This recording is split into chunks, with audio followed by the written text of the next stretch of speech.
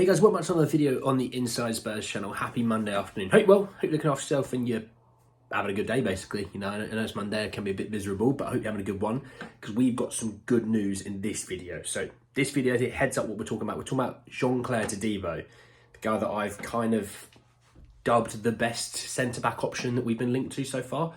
We've got some pretty good news on that. You're going to want to stick around for that.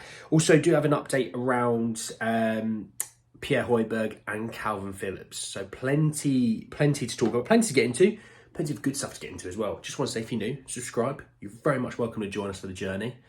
And let's jump in. And this came from the Mail, and I'll read you the headline of the article and then I'll break down a little bit of the article.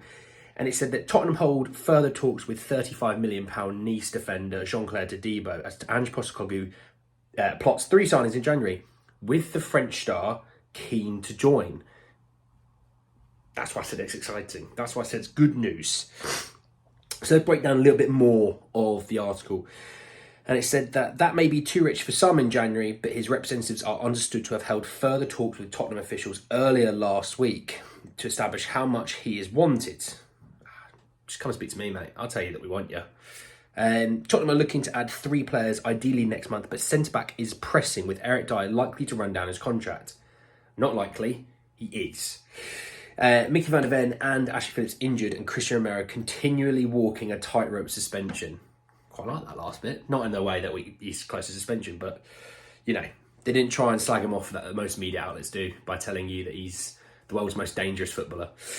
And they kind of went on a little bit more and said they have a number of defensive options, but they have been discussing, but no, Todibo is keen to join Ange Postecoglou's rejuvenated squad. So, let's break this down. You think of the centre-backs we've kind of been linked to. We've been linked to Sebastian Caceres, Jonathan Tah, Morato, that I talked about in a previous video.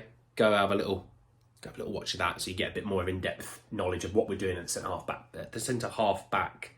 Like that makes sense. The centre-back position. We're linked to, obviously, Goncalo Inacio. I do have an update of him coming in another video. Trying to think about what other centre-halves we've been linked to. But we've been linked to loads. Let's just leave it at that. The Jean-Claire Todibo one was the one that got me most excited. You know, you think of a French international centre-back, and that centre-back room is very talented. I've said before, Aymeric Laporte is a guy that we wanted at Spurs. Most Spurs fans wanted. He couldn't even get into the national squad. It was that good. He's now changed his allegiances to Spain because he couldn't get in the French squad, let alone play for them. So the fact he's international, the fact he plays for them, that is very exciting. The fact he plays for a team that's top of the French league at the moment. He did get sent off at the last game, I think, against Le Havre. So that's an interesting one. So he's got some time to think about it on his hands, maybe. But the fact, look, we've spoken to him. He wants to know if he's truly wanted. He knows he is, which is tick, tick, tick. And this is the other thing that's I think Spurs fans probably need to understand. There's no harm in having more than 2 good centre halves. I think Spurs fans have this idea. Well, those two will play every week. They're fit. It's not how the real world works. Look at the amount of injuries we've had this season. You can tell that having 4 centre backs is quite crucial. No offence to Ben Davies. No one's ever going to offend him on these performances, but he is left back. I would prefer a left foot centre half there. So plenty of really exciting news on Todibo. I mean, £35 million in today's market is not a lot, which, you know, it feels weird to say. You know, that is probably 15 to 20 million a few years ago because the market just imploded and just went crazy.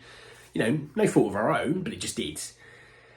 But it is interesting that is something that we are keen on. And of all the centre-halves, like I said, all the centre-halves that I listed there, that we've been linked to, that I've talked about, he's the guy. I've always been quite clear on it. He is the guy. I did think he would stay at stay at Nice. I did think Man United would give me in for him. But Man United's takeover with Ratcliffe I don't know what's happened there, but it's still not done, even though it's been reported for weeks on end. I thought it'd be at least basically done by now, if not done. It puts us in a stronger spot. It puts us in a spot where we can act before knowing what can come from other teams. And if we are, and this is the key thing, if, you know, Ange said it, if we're serious, we act early in the window, we get it done. And then at the end of the window, if something comes along that suits everyone, that is feasible, then that's just another little bonus one. We should look to get 3 in by, you know, first couple of weeks. And then if something appears later on in the month, we can kind of then have a look at it in a bit more of a clearer eyes. Right now, we've got quite murky eyes because we need so much. So yeah, a little bit of really good news on Todibo. You can tell I'm happy. I couldn't stop smiling when I saw it. Let's talk a little bit around Kalvin Phillips and Pierre-Emile Højbjerg, because they go together. And it came from Ekram Canor first, and then I'm going to tell you what Fabrizio Romano said.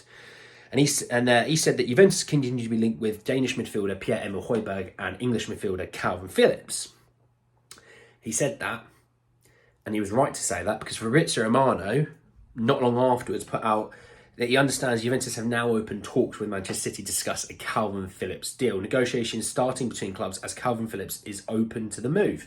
Juventus plan offer with loan with a buy option clause. Man City want it mandatory. Talks on. Now, the reason why I bring that up is then that way we can kind of see that we're not going for Kalvin Phillips. Thank God. But also, it might rule out Juventus going for Pierre Højbjerg, which I think we were going to keep him anyway. I know he's kind of wanting to leave because he wants to play more regularly, which don't blame him. He's played a lot in his career, through Southampton and Spurs. He's been a week in, week out starter until this season. I don't blame him for it. He's going to play a lot in January and probably February.